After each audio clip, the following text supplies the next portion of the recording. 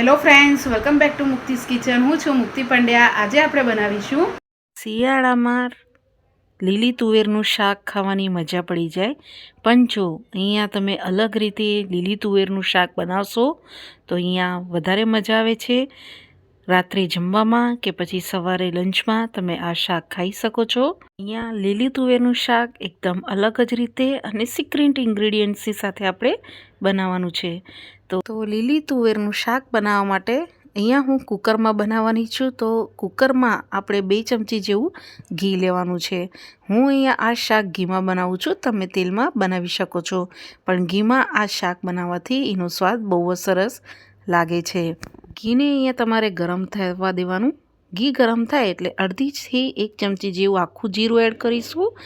જીરું તતડે એટલે 1 થી 2 ચમચી જેવા ઝીણા સમારેલા લીલા મરચાં અને ઝીણું સમારેલું લીલું લસણ આપણે એડ કરી દેવાનું છે અને મિક્સ કરી દેવાનું છે. તમારી પાસે લીલું લસણ ના હોય તો તમે નોર્મલ સૂકું લસણ બી એડ કરી શકો છો. હવે મરચાં અને લસણ સતળાઈ જાય પછી આપણે ઝીણા સમારેલા કાંદા એડ કરી દેવાના છે. અહીંયા કાંદા ગુલાબી રંગના થાય એટલું તમારે અહીંયા કૂક કરવાનું છે. અહીંયા કાંદાને તમારે ઝીણા સમારવાના છે, બહુ મોટા અહીંયા ટુકડા નથી કરવાના. હવે અહીંયા કાંદા તમારા ગુલાબી રંગના થઈ જાય પછી એની અંદર આપણે 1 ચમચીથી 2 ચમચી જેવું લાલ મરચું પાવડર, અડધી ચમચી જેવું હળદર પાવડર અને 2 ચમચી જેવું ધાણા જીરું પાવડર એડ કરીને મિક્સ કરી દેવાનું છે. હવે આ શાકમાં તમારે કોઈ કાંદાની ગ્રેવી કે પછી ટમેટાની ગ્રેવીનો ઉપયોગ અહીંયા નથી કરવાનું. આપણે આ રીતે સિમ્પલ રીતે તમારે અહીંયા બનાવવાનું છે. તો મસાલા અહીંયા સરસ આપણા ઘીમાં ચડી ગયા છે. તમે જોઈ શકો છો ઘી સરસ એવું છૂટું પડી ગયું છે. ત્યારે તમારે અહીંયા 1 થી 1.5 વાટકી જેટલા લીલી તુવેરના દાણા લઈ લેવાના છે. અહીંયા ફ્રેશ લીલી તુવેરના દાણા લેવાના અને ધોઈને પછી તમારે આમાં એડ કરવાનું છે. અને એની સાથે જ અહીંયા આપણે કેપ્સિકમને આ રીતે ચોરસ ટુકડા કરીને તમારે એડ કરવાના છે. એવી જ રીતે તમારે કાંદા અને ટમેટાને બી ટુકડા કરી દેવાના છે. અહીંયા મેં ડાઈસમાં ટુકડા કરેલા છે. તમારે આનાથી નાના અહીંયા નથી કરવાના. આપણે આ જ રીતે એડ કરવાના છે. જે રીતે આપણે પનીરના શાકમાં એડ કરીએ છીએ એ જ રીતે તમારે અહીંયા કાંદા, ટમેટાં અને શિમલા મરચાંના ટુકડા કરવાના છે. એક વખત મિક્સ થઈ જાય પછી આની અંદર આપણે અડધો કપ જેટલું પાણી એડ કરવાનું છે. અહીંયા તમારે ગરમ પાણીનો ઉપયોગ કરવાનો રહેશે. પાણી એડ થઈ જાય પછી સ્વાદ પ્રમાણે મીઠું એડ કરી દેવાનું અને મિક્સ કરી લેવાનું રહેશે. હવે ગેસની ફ્લેમ તમારે મીડિયમ કરી દેવાની રહેશે અને આને થોડું 1 મિનિટ જેવું તમારે ખુલ્લું કૂક કરવાનું છે. 1 મિનિટ જેવું થઈ જાય પછી તમારે કૂકરનું ઢાંકણું બંધ કરીને 2 સીટી વગાડીને રેડી કરી લેવાનું છે.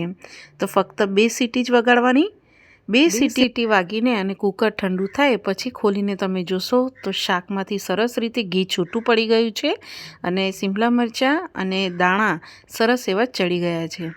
હવે અહીંયા જે આપણે સિક્રેટ ઇન્ગ્રેડિયન્ટ્સ એડ કરવાનું છે એ છે પનીર. અહીંયા હું પનીર એડ કરું છું. આ અહીંયા મેં હોમમેડ પનીર લીધેલું છે. મેં ઘરે જ બનાવેલું પનીર છે. તમારે જો બહારનું પનીર ઉપયોગમાં લેવું હોય તો લઈ શકો છો.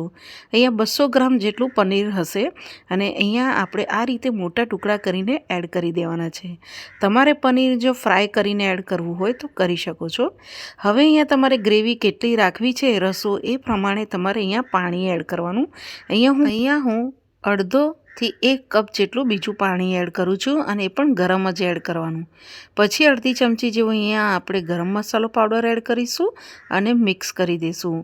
પછી આની અંદર શાક આ રીતે શાકમાં બોઇલ થવા લાગે અને સરસ એવું ઘી છૂટું પડી જાય પછી તમારે આની અંદર રસો જાડો કરવા માટે પનીરને આ રીતે ક્રમ્બલ કરીને એડ કરવાનું છે. અહીંયા મેં 2 થી 3 પનીરના ટુકડાને આવી રીતે ક્રશ કરીને એડ કરી દીધેલું છે, જેથી જે આપણે રસો છે એ થોડોક જાડો બનશે અને ખાવામાં તમને મજા આવશે. હવે 2 થી 3 મિનિટ માટે આ રીતે તમારે કૂક થવા દેવાનું છે. 3 મિનિટ જેવું થઈ જાય પછી શાકને વધારે આપણે અહીંયા ટેસ્ટી બનાવવાનું માટે અહીંયા 2 થી 3 ચમચી જેવું અહીંયા આપણે ઘરની મલાઈ એડ કરીશું. તમારી પાસે ઘરની મલાઈ ના હોય તો તમે ફ્રેશ ક્રીમ બી એડ કરી શકો છો. હવે ક્રીમ એડ થઈ જાય પછી શાકને તમારે મિક્સ કરી દેવાનું અને મિક્સ થઈ જાય પછી આ શાકને તમારે 2 મિનિટ જેવું કૂક થવા દેવાનું છે, જેથી આપણે જે મલાઈ એડ કરી છે એનો સ્વાદ સરસ એવો શાકની અંદર આવી જાય. 2 મિનિટ જેવું થઈ જશે પછી શાક આ રીતે તમારું બનીને રેડી થઈ જશે. ત્યારે તમારે આના ઉપર ફ્રેશ કોથમીર એડ કરી દેવાની, ઝીણી સમારીને અને મિક્સ કરી લેવાનું. તમારે જો આની અંદર કસૂરી મેથી એડ કરવી હોય તો આ સ્ટેજ ઉપર થોડી અડધી ચમચી જેવી કસૂરી મેથી એડ કરી દેવાની. અને તમે જોઈ શકો છો કે અહીંયા આપણું પનીર એકદમ સરસ સોફ્ટ થઈ ગયું છે અને જે ગ્રેવી છે એ સરસ એવી આપણી કૂક થઈ ગઈ છે. તો આ રીતે લીલી તુવેરનું અને પનીરનું શાક બનાવજો. હવે આપણે ગેસની ફ્લેમ બંધ કરી દઈશું અને સર્વ કરી લઈશું. તો અહીંયા આપણી લીલી તુવેરનું પનીરની સાથે સર્વ કરીને રેડી છે. જેમ આપણે બહાર રેસ્ટોરન્ટમાં મટર પનીર કે પછી પનીર અફઘાની અલગ અલગ સ્વાદમાં પનીરનું શાક ખાધું હશે, પણ તમે લીલી તુવેરની સાથે જો પનીરનું શાક ન ખાધું હોય તો આ રીતે તમે જરૂરથી ટ્રાય કરજો. સિમ્પલ રીતે આપણે બનાવ્યું છે.